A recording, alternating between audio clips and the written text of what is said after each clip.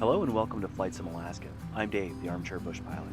For today's virtual flight sim tour of Alaska, we're going to start out in Anchorage's Merrill field, and we're going to head to the east and scope out the little community of Whittier. So our aircraft is started and ready for taxi, so let's go ahead and jump in the cockpit and start the tour. Okay, so here we are. Before we get moving, let's just go ahead and pull up our little map, and I'll show you what we're about to do here. So this here is Elmendorf Airport, or Joint Base Elmendorf Richardson. That's our local military base at Ted Stevens Anchorage International Airport and Merrill Field, a very busy, small plane airport. So let's zoom out. This is South Central Alaska, Kenai Peninsula, Cook Inlet here, the Gulf of Alaska, Kodiak Island, and the like. And we're just going to kind of zip down here through Turnagain Arm, over Portage Pass, by Portage Glacier, and then we're going to land here at Whittier. And I will talk about that as we fly, but we'll just go ahead and kind of skate around the mountains and stay fairly low as we come through here. I did want to do a water landing with this one, not with this aircraft, obviously. There's no pontoons on it, but I couldn't be bothered to figure out how to start the bird dog, and if I'm being honest, the Icon A5 is a bit of a slug, so we're going to go ahead and go with this one. There is a small airstrip there we should be able to put down there. Alright, so we're just going to pretend that ATC's cleared us to go ahead and do our stuff and get moving. Let's go ahead and release the parking brake and get moving.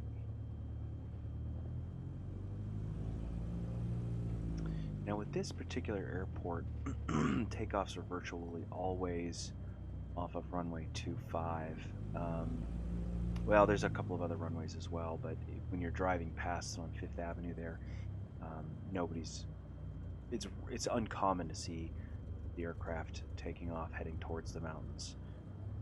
Usually what happens is we're taking off and then we'll go left or right according to where you're headed. Typically that'll sort of result in going east considerably before actually doing whatever it is you're going to do, unless you are going to the west, in which case those guys just head straight on out. Alright, we are. So this simulator is set for the end of May, basically right now as I'm recording it, and 10 o'clock at night. So a nice evening flight. This is what it looks like in real life, kind of like this. If it weren't ugly and gray and cloudy today, it would probably look a lot like this just now. Well, not just now, it's not 10 o'clock at night, but tonight it would look like this. Alright, cool.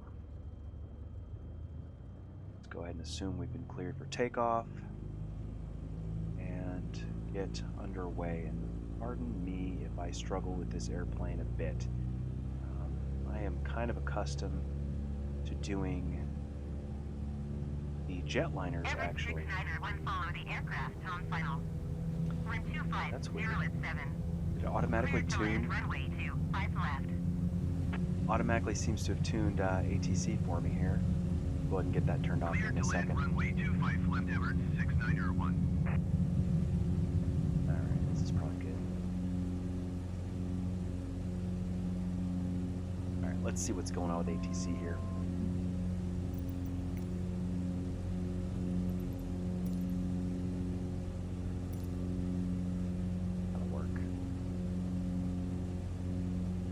Downtown Anchorage.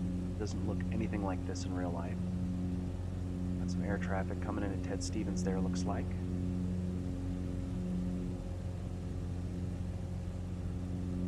Alright, and we will just snug up against the mountains there and then head down Turnagain Arm.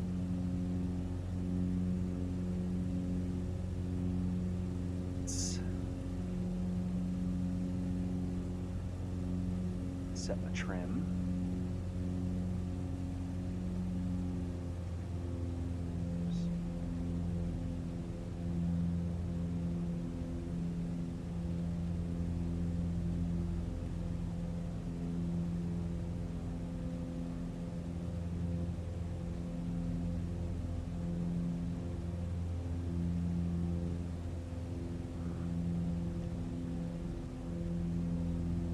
Very interesting. The trim is not moving for me at all. Alright, let's try a slightly different tactic.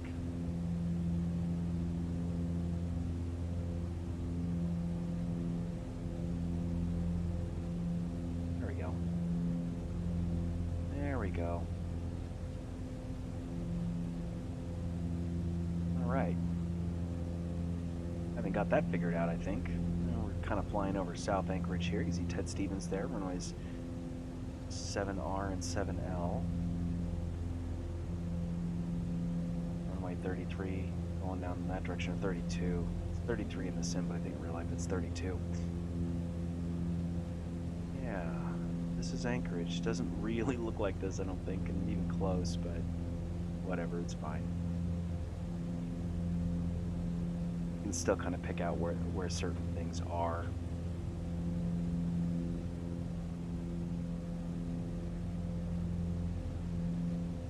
That there, I think, is a grocery store.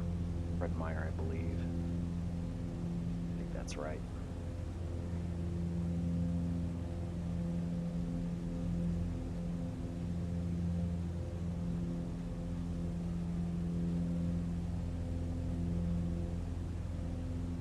What I will say is we come up turning an arm here, and I do have live traffic turned on. Anchorage has got pretty busy airspace, particularly in the summertime. We have the tourism and the cargo traffic that we get a lot of in this area. But one of the flight paths that particularly the not so much the cargo jets, it feels like, but definitely passenger jets, they'll come down this corridor and you'll see them coming in. I don't know that it's super busy right this second, so we may not see anything flying over, but that's cool. Of course, off our nose here is the Kenai Peninsula. Communities of Kenai, Soldotna are kind of that direction. There's Fire Island out there. There are windmills out there. You can see them from what we call the hillside. That's this area here. Oh, that's Campbell Airstrip. I have never taken off out of there in the simulator. I've actually never been up there. It is kind of out in the middle of the woods like that. More schools and stuff. Hillside. And so we're kind of pointed right now towards an area. Are we pointed there? We bypassed it. Maybe we bypassed it. Yeah, I mean, I'm just not accustomed to seeing it from this angle, so it's been tough. But over here is an area called Potter Marsh. The highway kind of comes down, and yeah, I think that's Minnesota Drive here. That would make this the Seward Highway right there. Now that's right. I work kind of over here in this well, on the other side of that lake anyways. Yeah, we're following the Seward Highway, and that's what we're going to do, is follow the Seward Highway down to where it splits off to Portage. Out there, I think, is Bear Valley. A lot of people live out here. It's kind of sort of remote, but not really. A lot of big fancy houses there. And you know, if you've watched any of my videos before about flying around Alaska, particularly the south central Alaska, you'll know that this is really usually a lot of mud flats. It can get this full in high tide scenarios, but not the usual look. All right, cool. So let's keep flying here. Maybe we'll pop out of the aircraft just for a second. We're still kind of slowly climbing, and that's just fine.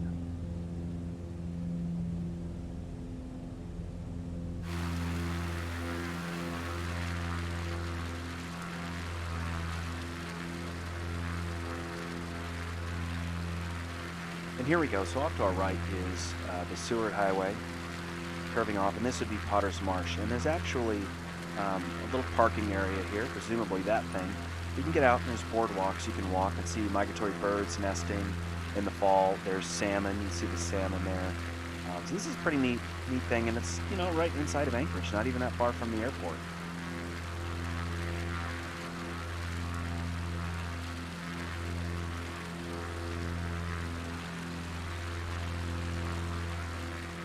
bit of a 360 here. Chugach Front Range here. Talkeetna Mountains off in the distance. And the Matanuska-Susitna Valley, or Matanuska-Susitna Borough on the other side of Kenai Arm there.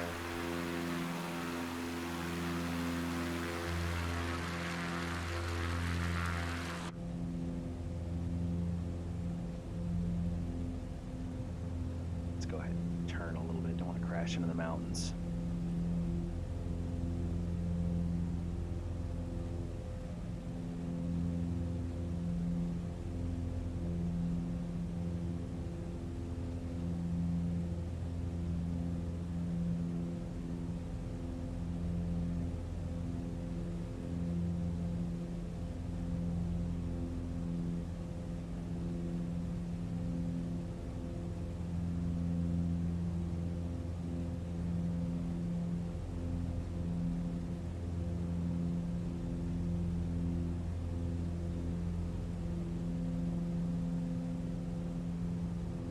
So I think we do kind of want to try to stay right around this elevation if we can handle it, or if we can manage it. I think Portage Pass it's not that high, so we should be able to sneak through at about 3,000 feet just fine. Mostly just kind of concerned about icing and these clouds here. Apparently, Flight Simulator in the most recent update has kind of handled some of the icing issues, but I don't know if I want to test it just at the moment.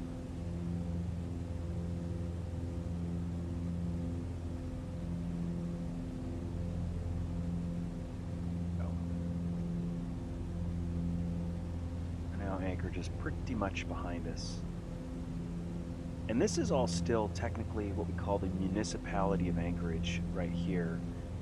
So it's still part of, the administrative city, I guess. Alaska's weird because we don't have counties. We have boroughs and municipalities, and then other stuff too, but like we don't have the usual county township kind of organization, which is weird, I think, but it's what we got. But it means that we've got these sort of administrative zones like the municipality of Anchorage that's basically the size of Rhode Island. I don't know if that's totally accurate, but it's close enough. Again, you can see the Seward Highway stretching out to our left there. This is a super scenic drive. I love doing it. I haven't done it in a long time. A couple years, I think, at this point.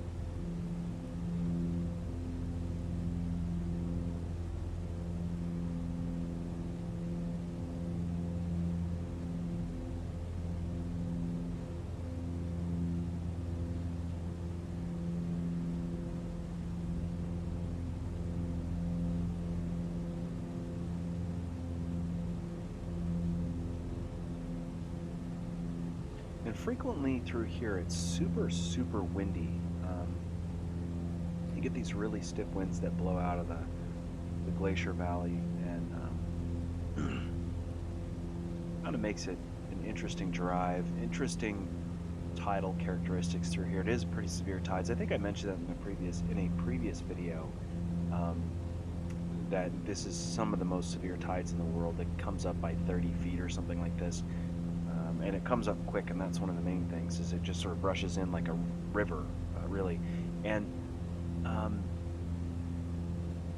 what's interesting is that we get these big winds that blow through here, but they will push that incoming water so hard that you get what's called a bore tide. And basically it's like this big wave, like a standing wave that just rolls in that's like a foot high, and it's a combination of winds and tides and all that good stuff. I think this looks really good, actually. I don't think I've taken this flight at this low of an elevation before. Now, all throughout here is a lot of bears, bear country for sure. I feel like some of the most notable bear encounters we get in this region tend to be right along this corridor, in part because there's a lot of people out here, I think. And in part because there's a lot of bears, and you get bears and people together and not much space between them. I mean, these are mountain valleys. Bad things kind of happen. So we're actually headed, you know, pretty much straight ahead, kind of off. I keep thinking to the left, but I'm pretty sure that's 20 Mile River, and we actually kind of want to go that direction. I'll know when I get a little bit closer. I'm doing all this visually. See, I'm not really referencing the map. I mean, I have been through this area before. Oh, see, there's some air traffic coming in.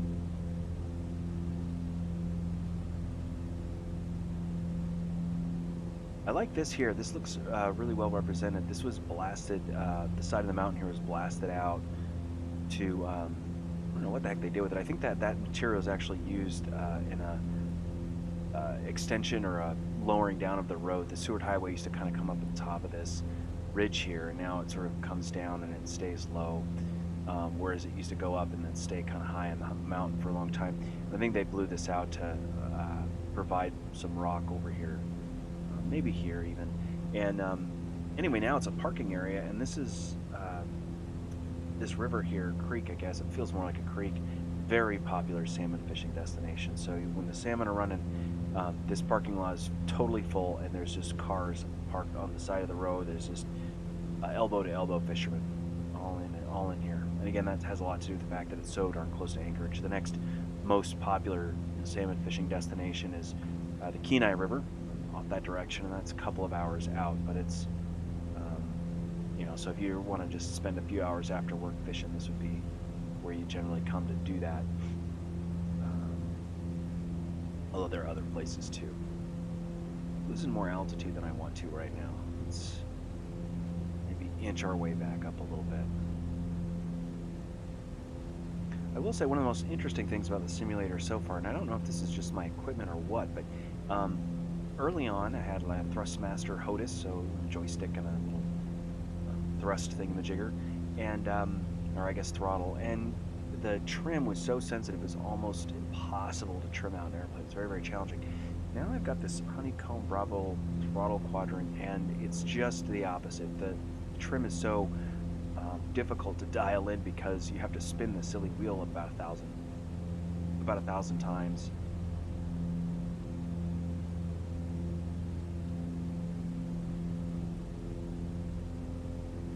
Now the Alaska Railroad does parallel the highway here. You can kind of see it. Well, where it's meant to be, it's here. Boy, that road looks ugly now we're zoomed in, doesn't it? Anyhow, the Alaska Railroad is here, and it's just a little bit below the level of the highway. And this here is Bird Point. There's a place you can get out and do sightseeing, take pictures, do a little bit of walking, stretch your legs, and that kind of thing. Still kind of descending a little bit. We really do need to be at altitude, probably 3,000 feet to get over Portage Pass. Maybe not. I'd be wrong about that. Only done this flight a couple of times in the sim. But this looks really nice, actually, except for that weird artifact. Community of Hope over here. Another place I've never been, but it's very pretty, I understand. Maybe this isn't Hope. This might be Sunrise. Hope is all the way at the end of the road that way. Hope is over there. This would be Sunrise right here.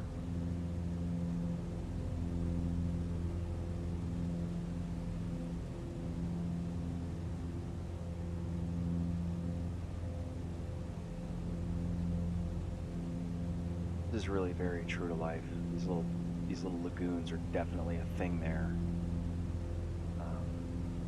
And that road used to kind of come up here. You can almost kind of see it in the vegetation where the old roadbed is, or was. Now it's a hiking trail there.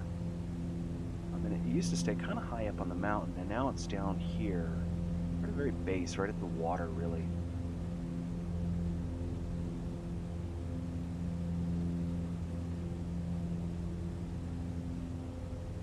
And of course, we've got the community of Girdwood off to our left here, skiing town. That's where everybody stops for gas on the way to Seward or Kenai, and also last bathroom break, really, along the way. Let's take a look and see how we're doing for altitude. We're okay. And all this over here, there's a lot of sandbars and stuff that aren't usually inundated like this. They're hard to see from across the across the inlet. And there is one channel that does follow the highway here, right here. It's like it's kind of like a river most of the time, actually. And so you can see beluga whales will come up this channel and follow fish coming all the way up into here. Another thing up here, which reminds me something else I forgot to do today, which is up off of 20 Mile River right there is a fishery for hooligan, which are small, like smelt-like fish. They're more like herring, I guess, in their size, but they're really oily fish. They're good if you brine them oh, I don't know, I like to use salt and brown sugar, brine them for about an hour and a half, maybe 2 hours, and then smoke them until they're basically jerky. They're super good.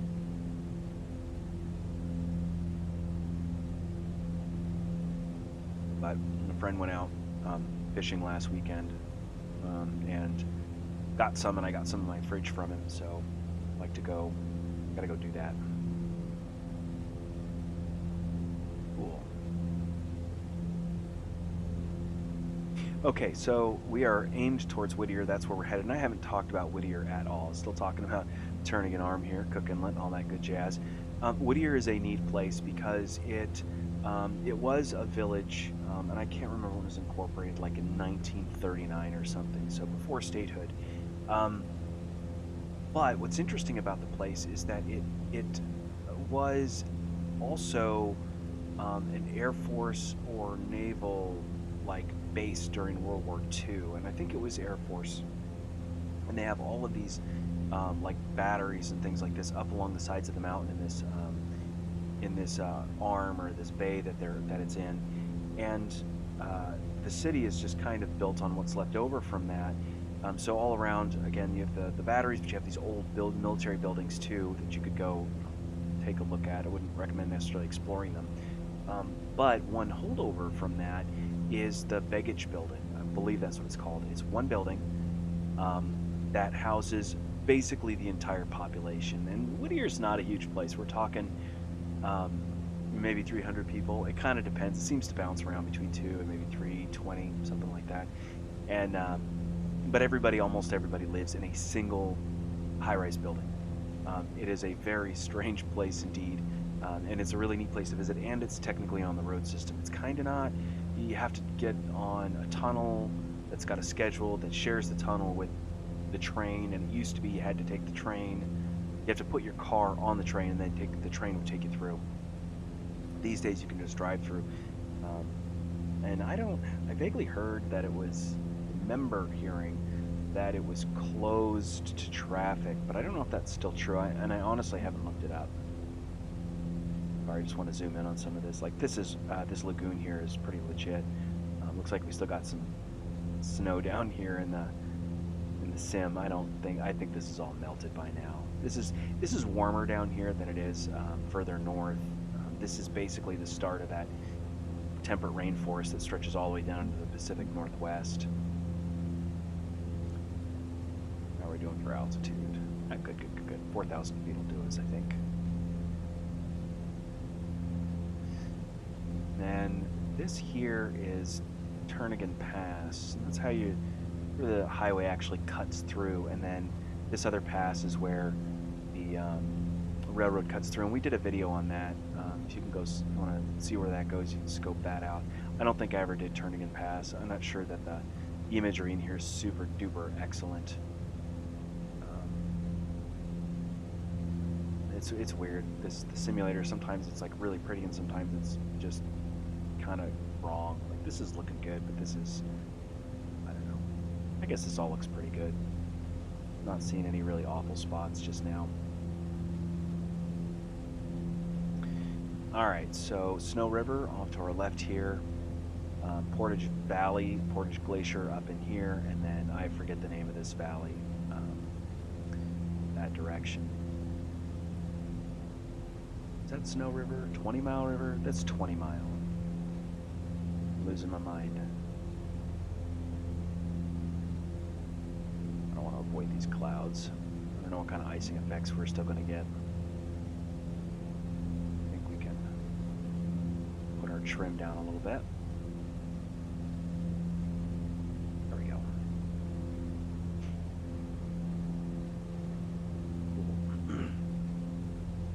So there is a spur here that takes us off of the Seward Highway out towards um, Portage Glacier, and I think that's Portage Lake. It used to be you could see the glacier from the visitor center, and there's a visitor center. We'll fly over it, kind of right here. I haven't been there since I was in elementary school, so we're talking like 30 years at this point.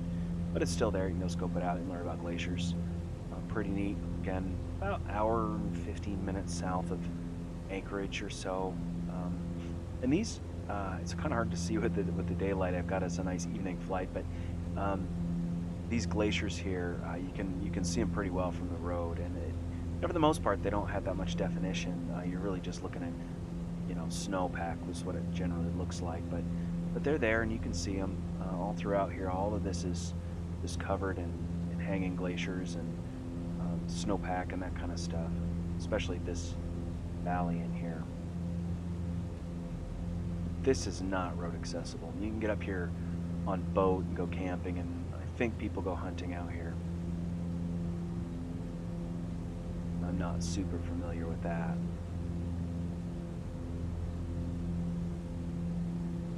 But we're getting pretty close to Whittier here. And again, Whittier is in Prince William Sound.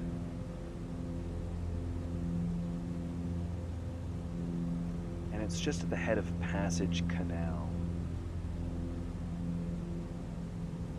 And you can take fishing charters out of there into Prince William Sound, for halibut or salmon, what have you. Or you can take a glacier viewing tour, and those are usually pretty worth it. You tend to see a lot of wildlife. They'll take you up to a glacier, wait for some ice to fall off. I tend to prefer the ones out of Seward a little bit better, but Prince William Sound's really, really pretty in any case.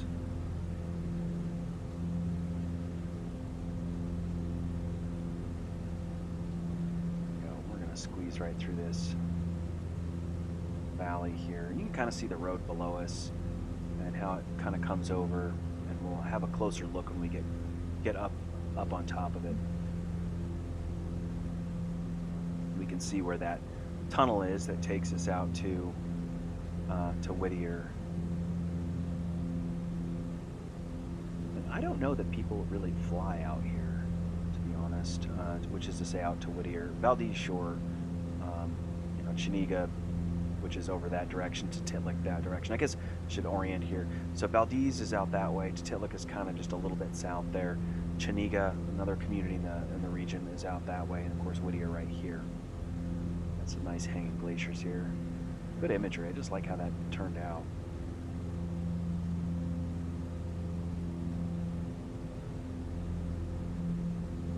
We're going to sneak through that valley right there, and then we'll drop down and see if we can find the airport. I've actually never landed at this airport, so it's going to be a bit of a trick.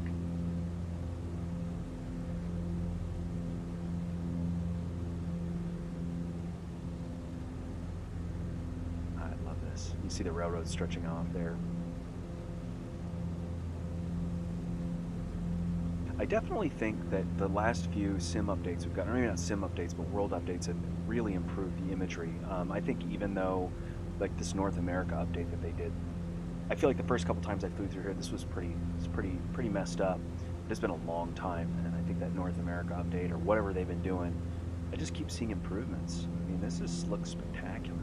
So there you can see where it used to be you'd get on your, you drive your car into the train, and then there is be the tunnel. These days, I think everybody can go through, but you still have to wait for the right time. You can't just go whenever you like. But yeah, you kind of drive through this whole mountain here.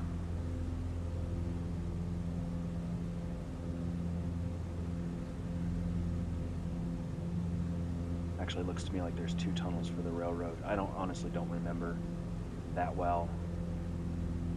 I haven't been on this in a long time. I did do this once, the train thing.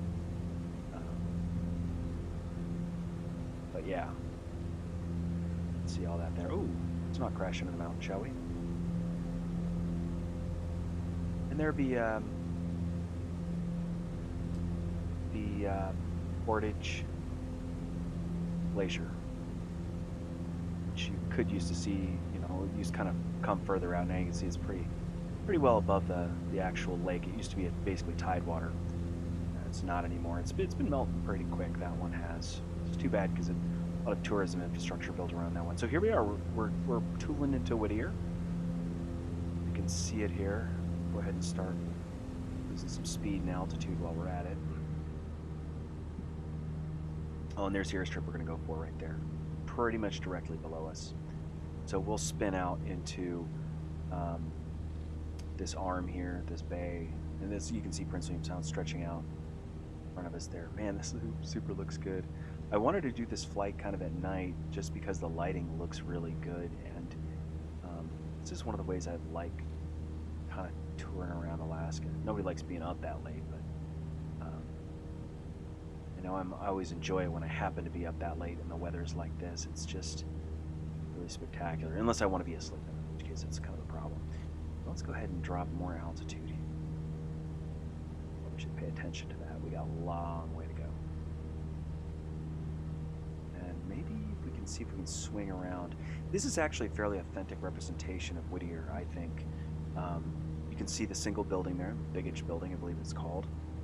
And then all of the other various and sundry buildings. These are generally not houses. This all has to do with, so this harbor, there's a dock here for the ferry. See more parking here. So if you're gonna come out here and take a cruise, you're gonna probably launch out of here, and that's what a lot of this infrastructure is about, actually. And these old buildings here, this old military stuff I was mentioned earlier, and there's batteries here. They used to have I don't know what kind of guns they had out there, but they thought the Japanese were going to come up, and so they had these kind of bases that were kind of hidden throughout these bays and stuff. Seward is kind of like that too. There you go. You can see our building there. It's not quite that large, I don't think. It's a little bit smaller. I feel like it's 500. Anyway, the idea. All right, let's try not to crash.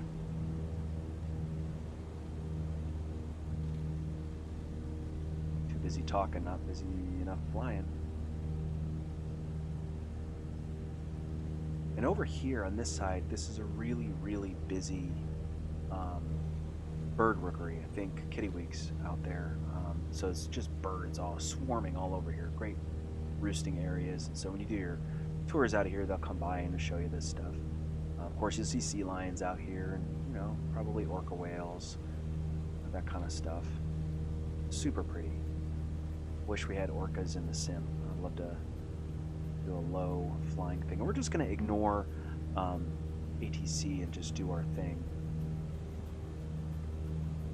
assuming that we've gotten permission to land, all that good stuff. Fairly short runway, so I'm going to drop all the flaps, I think.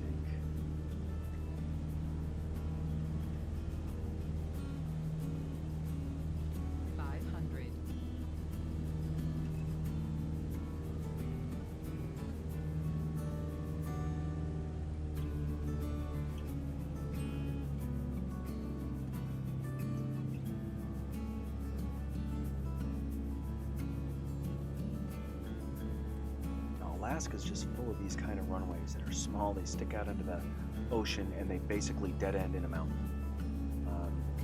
Juneau's kind of like that. Kodiak is a lot like that. As I do these tours, we're going to hit some of those places, and maybe even with some bigger airplanes too, rather than just these small aircraft, which are a lot of fun, don't get me wrong, but might be kind of cool to do some touring and some bigger stuff.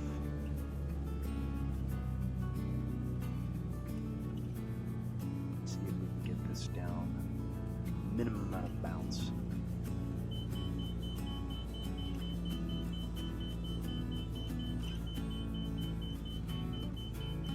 Oof. Okay, that was not a minimum amount of bounce at all. Of course, I wasn't expecting the uphill runway either. Okay, cool. So here we are. We are in Whittier, Alaska. That was your tour from Merrill Field to Whittier. Hopefully you enjoyed it, learned a few things. Thank you so much for hanging out with me. I do appreciate it. And I'll see you in the next video. Thanks.